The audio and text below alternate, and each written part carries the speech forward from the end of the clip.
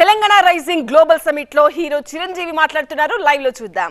ఒక్కొక్కళ్ళు ఒక్కొక్క రంగానికి సంబంధించిన వాళ్ళు, ఫైనాన్స్ రంగానికి సంబంధించిన వాళ్ళు, అలాగే మాజీ గవర్నర్ ఆర్బీఐ సుబ్బారావు గారు, అలాగే ఇతర ఫైనాన్స్ వ్యక్తులు, అలాగే ఆటోమొబైల్ దిగ్గజం మహేందర్ గారు, ఇంతమంది ఉండగా వీళ్ళల్లో చిరంజీవి ఏమిటి సినిమా వాడు అనే భావం మీకు ఉండొచ్చు.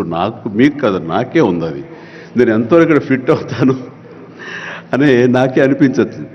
కానీ నా మీద ఎంతో గౌరవంతో ఒక సోదరుడుగా మన ముఖ్యమంత్రి గారు చిరంజీవి రావాలి అని నిన్న మన భట్టి విక్రమార్క గారిని, అలాగే IT and industrial minister Sridhar గారిని నా దగ్గరికి పంపించారు.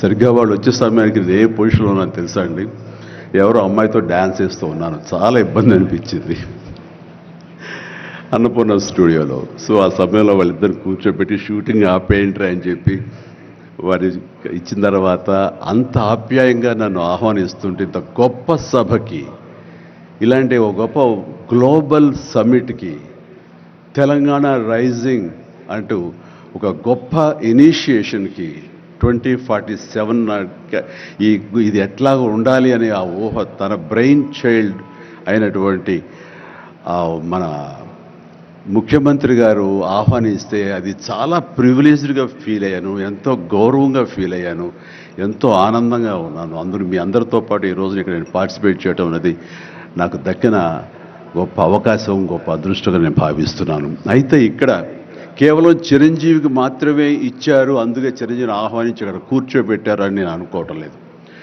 ఇది రేవంత్ రెడ్డి గారికి సినిమా పరిశ్రమ మీద ఉన్నటువంటి గౌరవం, సినిమాల ఇంపాక్ట్ ఈ సొసైటీలో ఎలాగ ఉంటుందో బాగా తెలిసిన వ్యక్తిగా వాళ్ళందరి తరపున ఒక వ్యక్తి ఉండాలి కాబట్టి చిరంజీవిని ఆహ్వానించారని మాత్రమే అనుకుంటున్నాను. ఈరోజు నేను ఒక చిరంజీవిగా రాలేదు, చిత్ర పరిశ్రమ తరపున ఒక ఏజెంట్గా, వాళ్ళ రిప్రజెంటేటివ్గా నేను ఈ రోజున వచ్చాను, ఇక్కడ ఆహ్వానించబడ్డాను.